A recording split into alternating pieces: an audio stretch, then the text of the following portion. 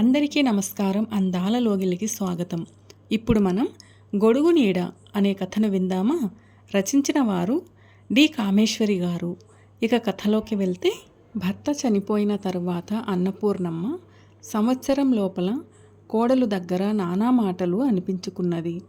కొడుకు చూసి కూడా పట్టించుకోలేదు. భర్త సంవత్సరీకం రోజున తన భర్త తన కోసం చేసిన పని తెలిసి నిర్ఘాంతపోయింది. కొడుకు కోడలికి సరైన గుణపాఠం చెప్పింది. ఇంకా ఆలస్యం దేనికి? కథను వినేద్దామా? ఆ ఇంట్లో నుంచి సుబ్రహ్మణ్యం గారి శవం వెళ్ళి 15వ రోజు. ఆ రోజు ఇల్లంతా ఇన్నాళ్ళు సందడిగా పెళ్ళిళ్ళులా ఉండి ఈరోజే శ్మశాన నిశ్శబ్దం ఆవరించింది.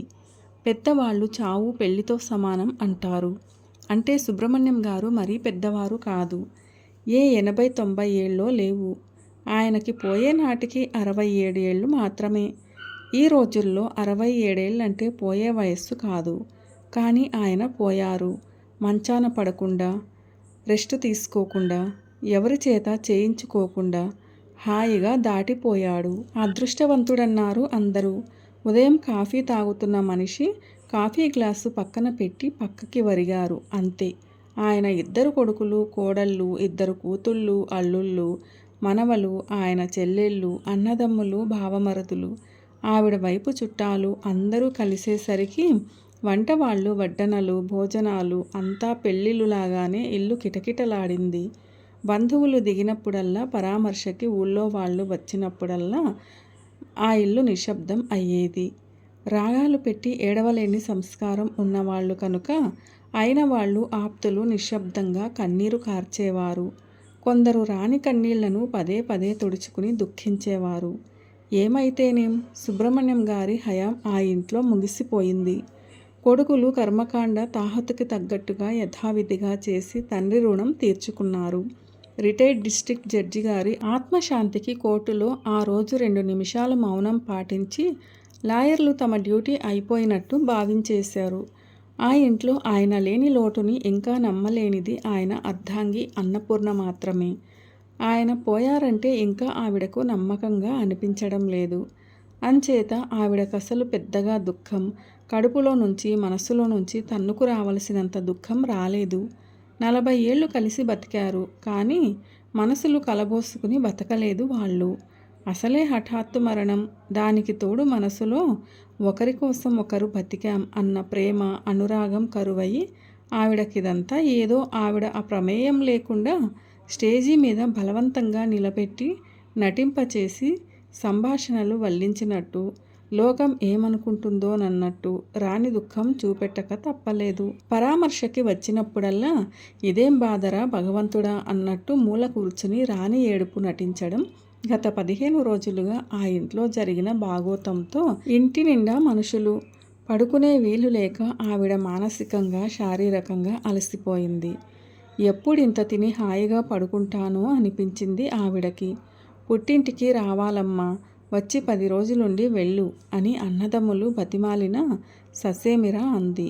పాపం ఈ ఇల్లు విడిచి రాలేకపోతుంది అని సమాధానపడి వెళ్ళారు ఆమె పుట్టింటివారు. కూతుళ్ళిద్దరూ పిల్లల చదువులమ్మా, ఎలా ఉండడం, అలా అని ఎలా వెళ్ళం అంటూ వాపోయారు.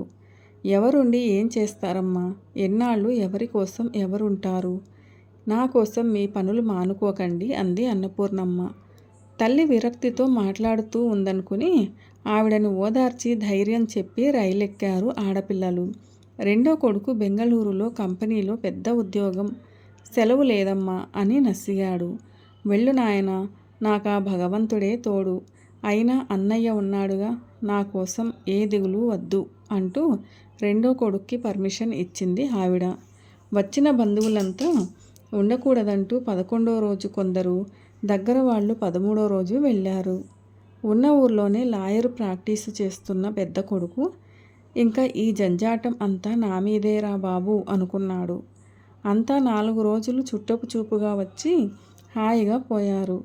ఈ ఇల్లు తనకు పుస్తెముడి, ఈ చాకరీ నాకు తప్పదు అని మనసులో విసుక్కుంది లాయరు మొగుణ్ణి చేసుకున్నందుకు.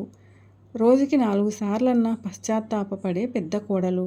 మామగారు పోవడంతో ఆ పశ్చాత్తాపం మరిది తోడికోడలు టింగురంగా అని వెళ్ళిపోగానే ఉడుకుమొత్తనంగా మారింది. ఎవరి పాటికి వారు వెళ్ళాక ఆ ఇల్లు గాలివాన వెలిశాక మాదిరి అయ్యింది.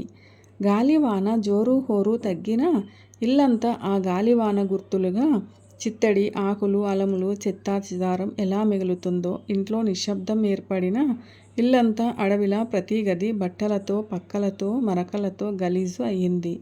పెరడంతా చూసే నాథుడు లేనట్టు ఎంగిలి విస్తరాకులు ఎగురుతున్నాయి.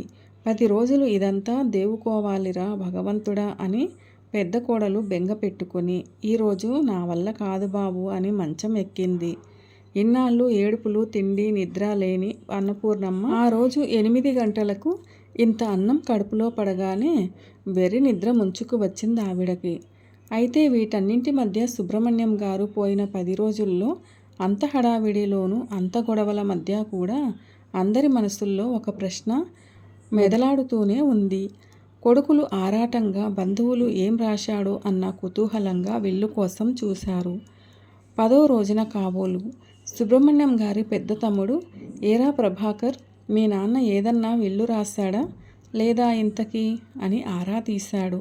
ఆ మాట ఎవరో అనకుండా తనెలా ఎత్తడం ఆ ప్రసక్తి అనుకుని మనసులో మదన పడుతున్న ప్రభాకర్, ఏమో చిన్నాన్న తెలియదు, చూడాలి, నాకైతే ఏం చెప్పలేదు మరి అన్నాడు ఆరాటంగా. హఠాత్తుగా పోయాడు మరి, రాశాడో లేదో చూసుకోండి, రాస్తే పర్వాలేదు కానీ అని మధ్యలో ఆపేశాడు సుబ్బారావు గారు. ఆ మాటే ప్రభాకర్ దివాకర్ల మనస్సులో మెదులుతుంది 10 రోజులుగా. అయినా విల్లు రాయకుండా పోతే గొడవే. ఆస్తి సమానంగా ఆడపిల్లతో పంచుకోవాలి. తల్లి ఉంది, ఆవిడకి ఓ వాటా ఇవ్వాలి. ఏమ్మా వదినా, నీకేమైనా తెలుసా? అన్నయ్య విల్లు రాసిన సంగతి ఏమన్నా చెప్పాడా? అయ్యో నాయనా, మీ అన్నయ్య సంగతి నీ వెరుగవా?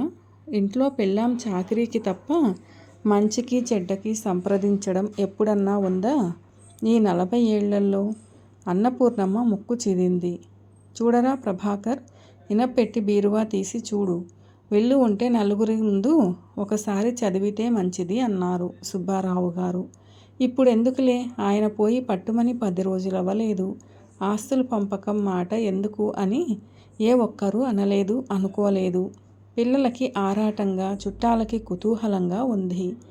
ప్రభాకర్ ఇనప్పెట్టి బీరవాలు, బ్రీఫ్ కేసులు, డ్రాయర్లు, పెట్టెలు, బట్టల మధ్య అన్నీ లాగి పీకి కెలికి చూశాడు. కానీ విల్లు మాత్రం ఎక్కడా కనపడలేదు. నిరాశపడ్డాడు. రాసినట్టు లేదు బాబాయి. మరి ఇప్పుడెలా అన్నాడు సందిగ్ధంగా. రాయకపోతే అందరికీ సమానంగా వస్తుందిరా అబ్బాయి. ఉన్నదేదో నలుగురు పంచుకోవాలి మరి. మీ అమ్మతో కలిసి 5 వాటాలు అవుతుంది. ఆవిడ తదనంతరం ఆ వాటా మళ్ళీ మీ అందరికీ సమానంగా వచ్చేటట్టు పంచుకోవాలి. ఆడపిల్లలు అక్కరలేదంటే తప్ప 4 వాటాలు వేయాల్సిందే. ప్రభాకర్ చెల్లెళ్ళ వంక ఆరాటంగా చూశాడు. చెల్లెళ్ళు మంచి కుటుంబాలలో పడ్డారు. మొగుళ్ళు మంచి ఉద్యోగాలలో ఉన్నారు. మాకెందుకులే, అక్కరలేదు అనరా అన్నట్టు ఆశగా చూశాడు. కానీ చెల్లెళ్ళు నోరు మెదపలేదు. ఉత్తినే వస్తుంటే డబ్బు చేదా? ఎందుకు వద్దంటాం? మాకేం వెర్రా అన్నట్టు కాగల కార్యం గంధర్వులే తీరుస్తారు. మనం ఎందుకు బయటపడటం అన్నట్టు నోరు మెదపలేదు. ఏమోయ్ ప్రభాకర్, ఇప్పుడెందుకయ్యా ఈ ఆస్తి పంపకాల మాటలు? మీ అమ్మగారు ఇంకా ఉండగానే 10వ రోజన్నా కాకుండా ఈ మాటలెందుకు? తర్వాత చూసుకోకూడదా? అంతగా అయితే సంవత్సరీకానికి వచ్చినప్పుడు చూడవచ్చు కదా. పెద్ద అల్లుడు ముకుందరావు కాస్త ఇంకితం కనపరిచాడు. అది నిజమే అనుకోండి. నన్ను అడిగితే అక్కయ్య ఉన్నన్ని రోజులు ఆస్తి ఉమ్మడిగా ఉండడమే మంచిది. ఆవిడుండగా అప్పుడే ఈ పంపకాలేమిటి? ఏం పంచుకున్నా ఆవిడ తదనంతరం అయితేనే బాగుంటుందని నా ఉద్దేశ్యం అన్నాడు. అన్నపూర్ణమ్మ పెద్ద తమ్ముడు నారాయణ. అతని మాటల్లో సబబు కనిపించింది చుట్టాలకి. ప్రభాకర్కి మాత్రం ఆ మాట నచ్చలేదు. అయినా బొత్తిగా బయటపడిపోవడం ఇష్టం లేక మామయ్య వంక కాస్త గుర్రుగా చూశాడు. అది కాదు మామయ్య, ఏదో అనుకుని రాసుకుంటే మంచిది కదా. ఎప్పటికీ ఎలా వస్తుందో నాన్న హఠాత్తుగా పోయారు. విల్లు రాయకపోబట్టే కదా ఈ ఆలోచనలు. అయితే ఇప్పుడే మీ అమ్మ బతికినంతకాలం అంతా ఆవిడ ఆధీనంలో ఉండేటట్టు తదనంతరం పలానాది పలానా వారికి అన్నట్టు రాసుకోండి కావలిస్తే అన్నాడు నారాయణ. అవును, అలా చెయ్యరా ప్రభాకర్, మీ అమ్మకి తృప్తిగా ఉంటుంది. ఇప్పటి నుంచి ఆస్తి పంపకాలంటూ అయితే కుటుంబం విడిపోతుంది. ఆవిడ ఉన్నన్ని రోజులు ఇదంతా ఆవిడదే కదా, తరువాతే మీకని రాసుకోండి. ఇప్పుడు ఈ ఆస్తి రాకపోతే గడవని వారెవరూ లేరు కదా, పెద్ద తమ్ముడు సుబ్బారావు అన్నారు. ఏమంటావమ్మా వదిన? అయ్యో, నాదేముంది నాయన, ఎప్పుడన్నా ఈ ఆస్తులు వివరాలు ఆయన నాకేం చెప్పారా? ఏదో ఇంత తిని నా ఇంట్లో నేను పడుండేటట్టు చూడు బాబు, ఇంకెవరి కొంప పట్టుకు వేళ్లాడకుండా నా బతుకు ఈ ఇంట్లో తెల్లారిపోతే చాలు నాయన. మిగతాది ఎవరెవరు ఎలా కావాలంటే అలా రాయించుకోమను. పెద్దవాళ్ళు మీరు నలుగురు ఉండగానే మంచి చెడ్డ ఆలోచించి ఎవరికి అన్యాయం జరగకుండా నలుగురికి సమానంగా రాయించండి నాయన అంది అన్నపూర్ణమ్మ. చూడండి మావయ్య గారు, అత్తగారు ఉన్నన్ని రోజులు ఆస్తి అంతటి మీద సర్వ హక్కులు ఆవిడకే హక్కు. ఆవిడ తదనంతరం ఎవరెవరికి ఏమేం చెందాలో పెద్దవాళ్ళు మీరు ఆలోచించి రాయించండి పెద్ద అల్లుడు అన్నాడు. ప్రభాకర్కి అందరి మాటలు వింటుంటే ఒళ్ళు మండిపోతుంది. ఈ ఆస్తి తల్లితో ముడిపెట్టకుండా ఎవరిది వారికి రాసిస్తే బాగుండును అని ఉంది. కానీ నలుగురు మధ్య ఎలా తేలిపోవడమో అర్థం కాలేదు.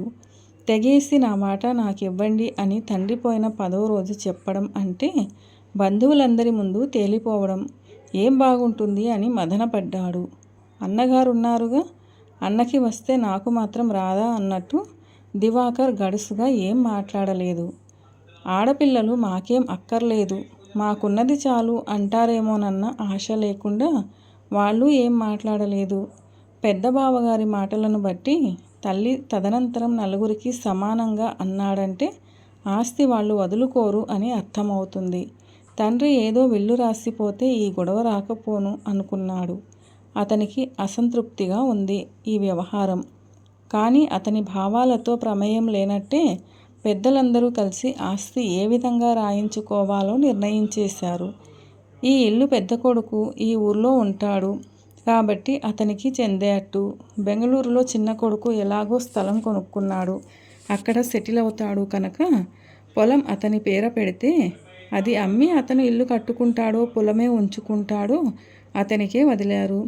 ఆడపిల్లలకి ఇంట్లో ఉన్న 2 లక్షల క్యాష్, తల్లి బంగారం వచ్చేటట్టు, ఇదంతా అన్నపూర్ణమ్మ గారి తదనంతరం చెందేటట్టు విల్లు రాసి సాక్షి సంతకాలు పెట్టించి తమ పని అయిపోయినట్టు పెద్దలంతా వెళ్ళిపోయారు. మిగతా వాళ్ళెవరికి అంత బాధ అనిపించలేదు. కానీ అక్కడ ఉండాల్సిన ప్రభాకర్కి మాత్రం ఈ ఏర్పాటు ఏమీ నచ్చలేదు. నచ్చక చేసేదేం లేదు కనుక మొహం మార్చుకున్నాడు. అన్నపూర్ణమ్మకి మాత్రం ఈ ఏర్పాటు సంతృప్తిగానే ఉంది. ఆయన విల్లు రాయకపోవడం మంచిదే అయింది. రాసి ఉంటే తన పేర ఏం రాసేవారు కాదు. ఆడపెత్తనం, మంగళి వైద్యం, ఆడదాని చేతిలో డబ్బు, మగాడి చేతిలో బిడ్డ దక్కవు లాంటి అభిప్రాయాలు ఆయనవి. ఆడదంటే ఇంట్లో చాకరీకి, పిల్లలు కని పెంచడానికి తప్ప ఎందుకు పనికి రాదనే పాతకాలం అభిప్రాయాలున్న మనిషి ఆయన. ఆడదెప్పుడు తండ్రి, భర్త, కొడుకు ఇలా ఎవరో ఒకరి మగవాడి రక్షణలోనే ఉండాలి. కానీ ఆడదానికేం తెలుసు మేనేజ్మెంట్ అనే మనస్తత్వం గల వ్యక్తి. 2 కొడుకులు ఉన్నారు కానీ రోజులు వాళ్ళ దగ్గర వెళ్ళిపోతాయిలే అని తన పేర ఏం రాసేవారు కాదేమో. అప్పుడు తనకి కొడుకుల పంచన పడి ఉండాల్సిన గతి పట్టేది. పోతూ పోతూ ఆయన చేసిన మంచి పనేమో ఇది. 40 ఏళ్ల కాపురం చేసినందుకు నిలవనీడ దొరికింది. ఇప్పుడు బతికినన్ని రోజులు తనని ఓ పని మనిషిలా ఎప్పుడూ చూశారు గనక. నీకేం తెలుసు, నోరు మూసుకో, వంటింట్లో పడి ఉండక తగదునమ్మా అని అన్నీ మాట్లాడుతున్నావా? అన్నీ పాములు తలెత్తితే తాడిపాము తలెత్తిందట లాంటి హేళన తప్ప తనని ఓ మనిషిగా ఆయన ఎప్పుడూ గుర్తించలేదు. కసుర్లు విసుర్లు తప్ప అభిమానం, ఆప్యాయత ఏం పంచిచ్చారు కనుక చిరుగురులు అథారిటీ చలాయించి ఆజ్ఞలు జారీ చేయడం తప్ప అనురాగంతో వశపరుచుకున్నారా? కష్టంలో సుఖంలో తన సలహా ఎప్పుడన్నా అడిగారా? ఆచరించారా? మగాడిని, సంపాదిస్తున్న వాడిని ఇదంతా నాది అని తప్ప మనది అని ఏనాడన్నా అన్నారా? పెళ్ళాం కనుక అదంతా భరించింది. మొదట్లో కష్టం అనిపించినా అలవాటయి తర్వాత ఏం అనిపించకుండా తన మానాన తను ఉండేది. ఇంట్లో చాకరీ చేసుకుంటూ పిల్లల్ని కని పెంచుకుంటూ ఆయన గారు తిట్టిన రోజు ఏడ్చుకుని దగ్గరికి తీసుకున్న రోజు పొంగిపోయి అదే లోకం అనుకుంటూ ఇన్నాళ్ళు గడిపింది. కాపురానికి వచ్చిన 40 ఏళ్లకి తనదంటూ విల్లు రాయకపోబట్టి మిగిలింది. రాసే ఈ ఇల్లు పెద్ద కొడుక్కి రాసిపోయేవారు. ఇన్నాళ్ళు మొగుడి జులుం ఇప్పుడికి కొడుకు హయాంలో బట్టకట్టవలసి వచ్చేది. ఏదో ఆ దేవుడి దయ కలిగి విల్లు రాయలేదు నయమే అనుకుంది. ఏమిటండి మనకొచ్చేదేదో విడిగా రాయించుకోకుండా ఇలా ఆవిడగారు ఉన్నన్ని రోజులు ఉమ్మడిగా ఆస్తి ఉండడానికి ఒప్పుకున్నారు. గదిలో పద్మ మొగుణ్ణి దులపడం మొదలుపెట్టింది. ఏం చేయమంటావు? పెద్దవాళ్ళంతా అలా అంటున్నప్పుడు నాన్న పోయిన 10వ రోజు నా ఆస్తి నాకు పారేయండి అని ఎలా అడగమంటావు? ప్రభాకర్ అన్నాడు. మీ బాబాయి మావయ్య పెద్ద తగదునమ్మా అని చెప్పవచ్చారు. వాళ్ళ సొమ్మేం పోయింది? ఇతరులకి ఎన్ని నీతులైనా చెప్పవచ్చు. అంతా ఎవరి పాటికి వాళ్ళు చక్క పెడతారు. మనం ఇక్కడుండి ఏడవాల్సిన వాళ్ళం. ఈవిడ మనకి లంపటం తప్పదు గదా. 15 రోజుల తర్వాత గాఢ నిద్రలో ఎందుకో ఉలిక్కిపడి లేచిన అన్నపూర్ణమ్మ పెరట్లోకి లేచి వెళ్ళింది. కొడుకు గదిలో నుంచి కిటికీ దగ్గర వినవస్తున్న మాటలకి ఆగిపోయింది. మనకొచ్చేదేదో విడిగా మన పేర ఉంటే మన ఇష్టం వచ్చినట్టు ఉండేవారం. ఇప్పుడింకా మీ అమ్మగారి దయాదాక్షిణ్యాల మీద బతకాలి. ఇదేం పనికిరాదు. ఎవరి వాటా వారు పంచేసుకుందాం అని చెప్పండి మీ తమ్ముడితో చెల్లెళ్ళతో. మీ ఆస్తి మీ ఇష్టం. మీ మావయ్య వాళ్ళ మాటలు వినాలని ఏం లేదు. ఉండాల్సింది చేయాల్సింది మనం. అంతా ఊరుకుంటే మనం ఏదన్నా అని అందరిలో తేలికైపోవడం ఏం బాగుంటుంది? పద్మ, అందరిలో చెడ్డవాళ్ళం అయిపోతాం. అయితే అయ్యాం. ఎవరేమనుకుంటారోనని నాకేం భయం లేదు. మీ అమ్మగారికి ఇంకా పట్టుమని 60 లేవు. ఇంకా 10 ఏళ్ళో 20 ఏళ్ళో బతుకుతారో ఎవడికి తెలుసు? అన్నాళ్ళు మనం నోరు మూసుకొని కూర్చోవాలా? అదేం కుదరదు. నేను చెప్తున్నాను. అబ్బా, ఇప్పటికి ఊరుకో పద్మ. 4 రోజులు పోనీ చూద్దాం. ఇంట్లోనే ఉంటాంగా. ఇప్పుడేం కొంప మునిగింది?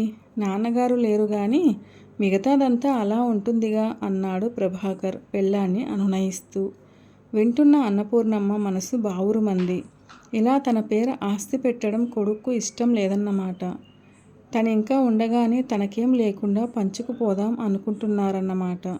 ఈ ముసల్ది ఇంకా 10 ఏళ్ళు 20 ఏళ్ళు అని అప్పుడే లెక్కలు ఆరంభించారన్నమాట అనుకుంటూ మదనపడింది. కానీ అనుకోని వీళ్ళ మాటలు పట్టించుకుంటే తను బతకలేదు. ఇన్నాళ్ళు ఆయన హయాంలో, ఇప్పుడింకా వీల్లేదు. తన బతుకు తనిష్టం వచ్చినట్టు కొన్నాళ్ళైనా బతకాలి. తన ఇల్లు తన మొగుడాస్తి తనిష్టం. అడగడానికి వీళ్ళెవరు? అనడానికి ఏం హక్కుంది వీళ్ళకి అనుకుందావిడ. ఇంట్లో ఒక్క సుబ్రహ్మణ్యం గారు లేకపోయేసరికి, ఇంటికి పెద్ద దిక్కు అయిన ఆయన పోయేసరికి ఇంట్లో ఎలాంటి మార్పులొచ్చాయో, 4 గోడల మధ్య ఎన్ని గొడవలు తలెత్తుతాయో బయటి వాళ్ళకి తెలియకపోవచ్చు గాని అన్నపూర్ణమ్మ గారికి ఈ ఏడాదిలో బాగా అనుభవం అయింది.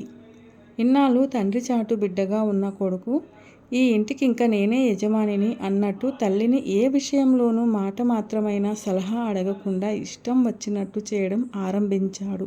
మామగారు ఉన్నన్ని రోజులు మాటన్నా వినపడని కోడలు గొంతు రోజంతా వినిపిస్తూనే ఉంది. రోజుకి 10 సార్లు ఛా ఛా, ఈ కొంప, ఈ చాకరీ, ఈ లంపటం అంతా నాకే చుట్టుకుంది. చూడండి మీ తమ్ముడు ఎంత అదృష్టవంతుడో. చుట్టపు చూపుగా 4 రోజులు వస్తాడు. అభిమానాలు ప్రేమలు వాళ్ళకి, చాకిరి మనకి. మనం చేసేది ఎవరికి కనిపిస్తుంది? ఇంట్లో ఉండి తేరగా తినిపోతున్నామన్నదే కనిపిస్తుంది. అందుకే వద్దన్నాను. మనదంటూ వేరే ఉంటే అమ్ముకుంటాము, ఆర్చుకుంటాము.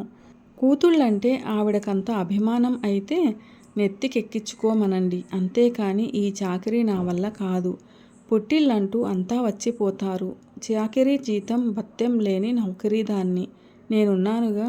ఈ కొంపలో దేనికి స్వతంత్రం లేదు. ఇంకా ఎన్నాళ్ళు ఈ బతుకు నాకు? నాది అంటూ ఓ కొంప సంసారం నాకెప్పుడు అంటూ ముందు ముందు గొనుగుళ్లతో ఆరంభించిన ఆ గొంతు 6 నెలలు తిరిగేసరికి తగదునమ్మా అంటూ అన్నింట్లోనూ వేలు పెట్టకపోతే కృష్ణారామ అనుకుంటూ ఓ మూలన కూర్చోకూడదు. ఏం ఈ ఇల్లు నాది కాదు, నాకు తెలియదు ఏం చేయాలో ఎలా చేయాలో. ఎన్నాళ్ళు నాకు ఈ కోడట్రికం అంటూ మొదలెట్టి నాకు తెలుసు నాకెవరి సలహాలు అక్కరలేదు వరకు వెళ్ళి అత్తగారు ఏమడిగినా దులిపి పారేసే వరకు వెళ్ళింది. ఏడాదిలోనే పిల్లి మీద ఎలక మీద పెట్టి సాధింపులు సరే, ఎదుట పడితే మొహం చిట్లించడం, మూతి విరుపులు లెక్కలేదు. రోజుకి 10 సార్లు చాకరీ చేస్తున్నానను అంటూ గోల. అన్నపూర్ణమ్మకి ఏడాదిలోనే నరకం చూపించింది కోడలు. ముందు నుంచి ఆవిడది అంత గట్టిగా తెగేసి ఎదుటిపడి ఎవరినీ ఏమీ అనలేని తత్వం. దానికి తోడు 40 ఏళ్ల భర్త హయాంలో అన్నిటికీ పడి ఉండి ఓర్చుకునే తత్వం. అలవడిందో ఏమో కానీ తనని కాదన్నట్టు వినకుండా ఊరుకునేది. కొన్నాళ్ళు మరీ మితిమీరినప్పుడు, ఏమ్మా ఎవరినంటున్నావో తెలియదనేనా నీ ఉద్దేశం? ఎందుకమ్మా పెళ్లి మీద ఎలుక మీద పెట్టి అంటావు అంటూ కోడలిని ఎదుర్కొనేది. అయ్యో నేనెవరినమ్మా అనడానికి, నాకేం నోరు నొప్ప అనడానికి అనేది కోడలు మూతి తిప్పి. నా ఇంట్లో నేనుండి నా సొమ్ము తింటుంటేనే మీకింత కష్టంగా ఉందే, పట్టెడన్నం మీ ఎవరింట్లో నేను తినకపోయినా ఇన్ని మాటలు అంటున్నావే. అయ్యో అయ్యో చూశారా, ఈ ఇల్లు నాది, ఆస్తి నాది, నా సొమ్ము మీరు తింటున్నారు కానీ నేనెవరి సొమ్ము తినడం లేదని ఆవిడ ఖచ్చితంగా చెప్తుంటే ఇంకా మీకు సిగ్గు లేదు? పదండి, ఏ అద్దె కొంపో దొరక్కపోదు, ఏ 2 గదుల కొంపన్నా నాది అంటూ ఉంటే ఇన్ని మాటలు వినక్కరలేదు, కలో గంజో తాగుదాం పదండి అంటూ రాగాలు. అన్నపూర్ణమ్మకి మనశ్శాంతి లేకుండా చేసింది.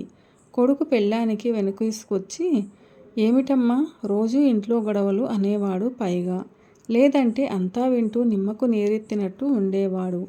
తల్లి ప్రాణం విసిగి ఏనాడన్నా ఏదన్నా చెప్పకపోతే, మీ అత్తా కోడళ్ళు గొడవలు నాకు చెప్పొద్దు, చాచా బొత్తిగా కొంపలో మనశ్శాంతి లేదు అని విసుక్కునేవాడు.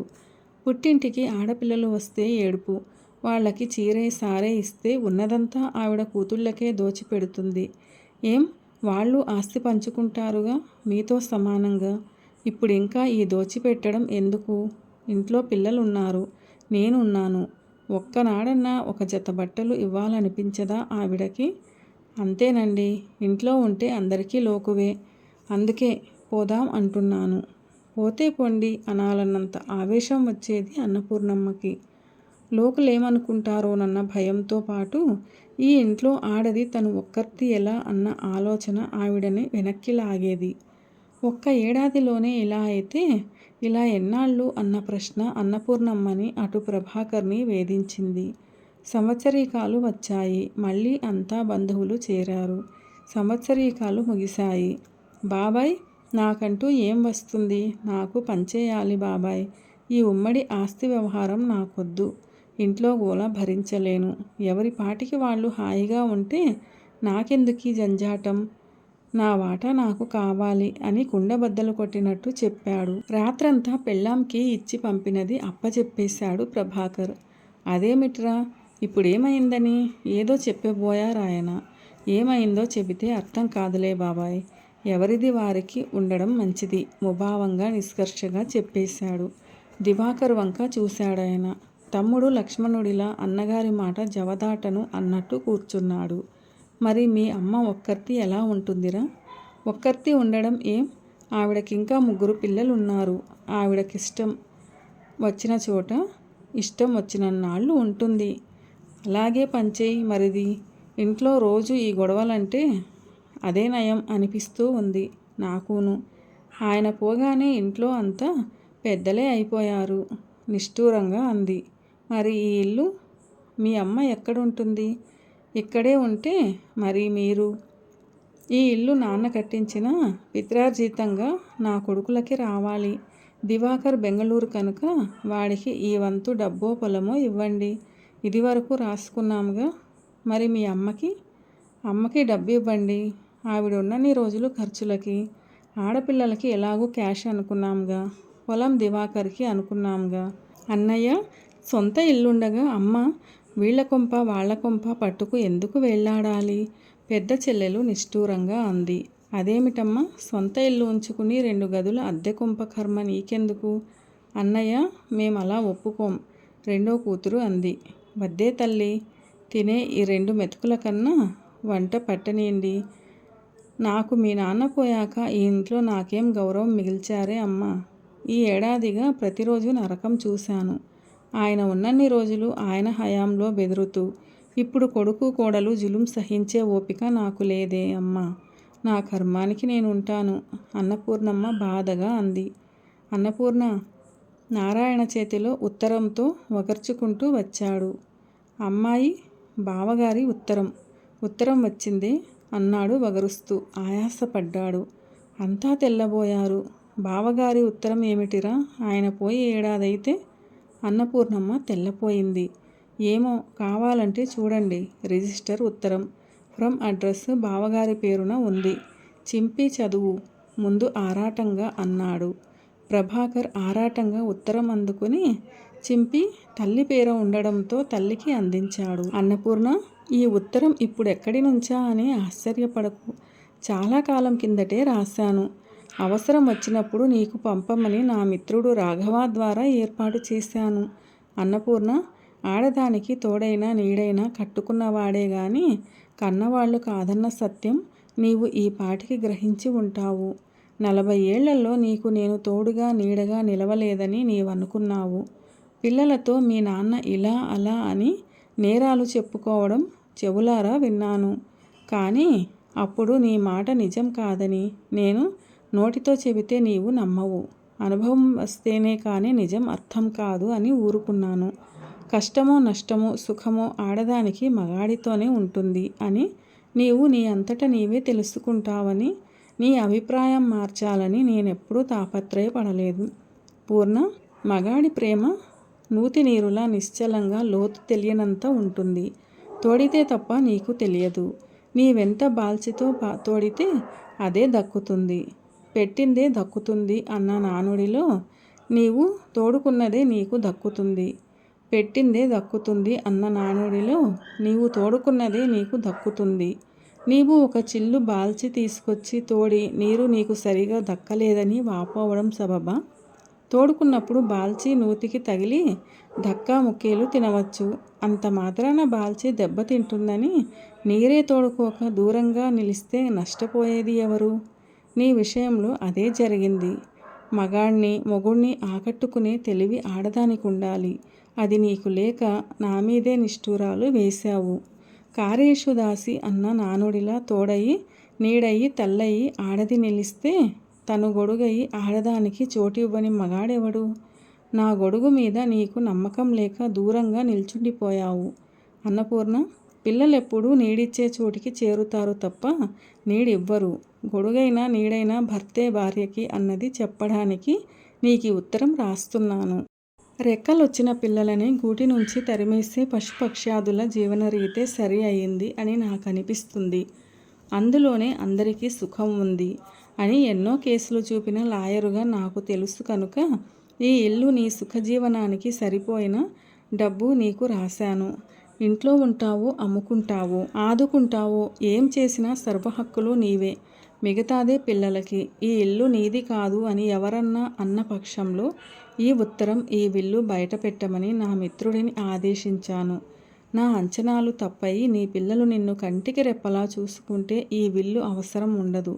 కానీ అలా నూటికో కోటికో గాని జరగదని తెలిసే ఈ విల్లు రాశాను. నా జీవితానుభవంతో నేను రాసిన ఈ ఉత్తరానికి ముందే నీ అనుభవం నీకు పాఠం నేర్పి ఉంటుంది. ఏమ్మా, ఉత్తరం అందిందా? ఇదిగో సుబ్రహ్మణ్యం విల్లు తెచ్చాను.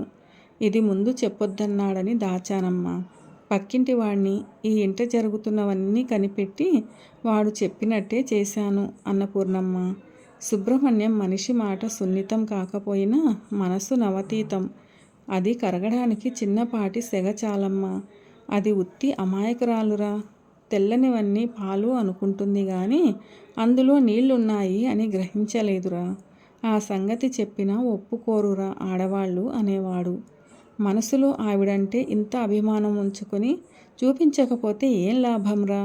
ఇనప్పెట్టిలో డబ్బు ఉంచుకొని ఖర్చు చేయకుండా దాస్తే ఏం ప్రయోజనం? ఎదుటివారికి నీ కస్సుబుస్సులే అర్థమవుతాయి కానీ అభిమానం చూపందే ఎలా అర్థమవుతుంది అని వాదించేవాడిని. వాడు నవ్వేవాడు. ఇనప్పెట్టెలో డబ్బుంది అన్న తృప్తి అవసరం వస్తే ఆదుకుంటుంది అన్న నిజం ఆమెకి తెలియాలి కానీ నేను చెప్పకూడదురా. నీవంటే ఇంత ప్రేమ, అంత ప్రాణం అని కబుర్లు చెప్పేవాడెప్పుడు కార్యాచరణలో పెట్టడు. I'm man of deeds not words అని అనేవాడు. వాడు తొణకని నీటి కుండమ్మ. అది ఇప్పుడు చేసి చూపెట్టాడు. చూసావా అమ్మ, ఈ ఇల్లు నీది, ఈ డబ్బు నీది, ఇదిగో నెలకింత అని నీ పేర వచ్చేట్టు వేశాడు. మిగతాది పిల్లలకి రాసిన విల్లు రాఘవయ్య గారు విల్లు చదివి వినిపించారు. అన్నపూర్ణమ్మ మొహం సిగ్గు, బాధ, అవమానం, పశ్చాత్తాపం, రకరకాల భావాలతో ఎర్రపడింది. భర్త పోయిన రోజున రాని కన్నీరుని లోకం కోసం పదే పదే తుడుచుకున్న ఆవిడ ఈరోజు సంవత్సరం తర్వాత ఆనాడే భర్త పోయినట్టు ఆగకుండా కారుతున్న కన్నీటిని తుడుచుకునే ప్రయత్నం చేయలేదు. ప్రభాకర్ ఈ ఫస్టులోగా మీరెక్కడైనా అద్దె ఇల్లు చూసుకొని ఇది ఖాళీ చెయ్యండి బాబు, ఈ ఇల్లు నాకు కావాలి. ప్రభాకర్ తెల్లపోయాడు. పద్మా మొహం అవమానంతో ఎర్రపడింది. ఏమిటి, మమ్మల్ని ఇంట్లో నుంచి వెళ్ళమంటున్నావా? అద్దె ఇల్లు చూడమంటున్నావా? నమ్మలేనట్లు అన్నాడు. అవును నాయనా, ఇన్నాళ్ళు నా ఇల్లు, నా పిల్లలు అనుకుంటూ స్వార్థంతో ఇహలోక చింతనతో గడిపాను. నా అనుకున్న వాళ్ళు నా వాళ్ళు కాదని అర్థమయ్యాక ఇహనైనా పరలోక చింతనతో గడపాలనుకుంటున్నాను శేష జీవితాన్ని. ఆస్తి అంతా నా పేర ఉన్నా మీ నాన్నగారు పోగానే మీరు నన్నెంత చిన్నచూపు చూసి ఎన్ని మాటలన్నారో మీకు తెలుసు. అలాంటిది నాలాంటి ఎందరో ముసలివారు ఆస్తిపాస్తులు లేక కన్నబిడ్డల మీద ఆధారపడి కుక్కల్లా హీనంగా బతుకుతున్నారు. మన పక్కింటి లలితమ్మను చూస్తే కడుపు తరుక్కుపోతుంది. నాకు అలాంటి లలితమ్మలు ఎందరో కన్నబిడ్డల దగ్గర నికృష్ట జీవితం గడుపుతున్నారు. అలాంటి వాళ్ళందరినీ ఓ చోట చేర్చి ఒకరికొకరం తోడయి నీడయి కష్టాలలో కష్టాలు పంచుకుంటూ నాకు చేతనైన సుఖం అందించి పరలోక చింతనకి దారి ఏర్పరచుకోవాలని ఉంది. అందుకు మీ నాన్న వీలు కల్పించి పోయారు. మీ అందరికీ రెక్కలొచ్చాయి. ఎవరి గూడు వాళ్ళు కట్టుకోగలరు. ఈ గూడు నాకు వదలండి. నా తదనంతరం నాలాంటి వారికి ఈ గూడు గొడుగు నీడయి ఆశ్రయం ఇవ్వాలని నా కోరిక. ఈ గూడు వదిలి మరో గూడు వెతుక్కోండి బాబు. నా బతుక్కి నన్ను వదలండి. చేతులు జోడించి అన్న అన్నపూర్ణమ్మని నల్లబడ్డ మొహంతో చూశారు ప్రభాకర్, పద్మ. డి. కామేశ్వరి గారు రచించిన గొడుగు నీడ అనే ఈ కథ ఎలా అనిపించింది? మీకు నచ్చిందా? నచ్చినట్లయితే వీడియోను లైక్ చేయండి, మీ ప్రియమైన వారందరికీ షేర్ చేయండి. అలాగే మన ఛానల్ను సబ్స్క్రైబ్ చేసుకోవడం అస్సలు మర్చిపోవద్దు. వీడియోను చివరి దాకా చూసి కథను పూర్తిగా విన్నందుకు ధన్యవాదాలు.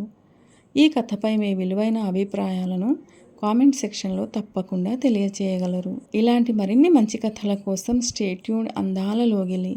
See you all in another video. Till then, keep smiling and be happy. A very special thanks to the story writer D. Kameshwari Garu for this wonderful and amazing story, Godugu Needa.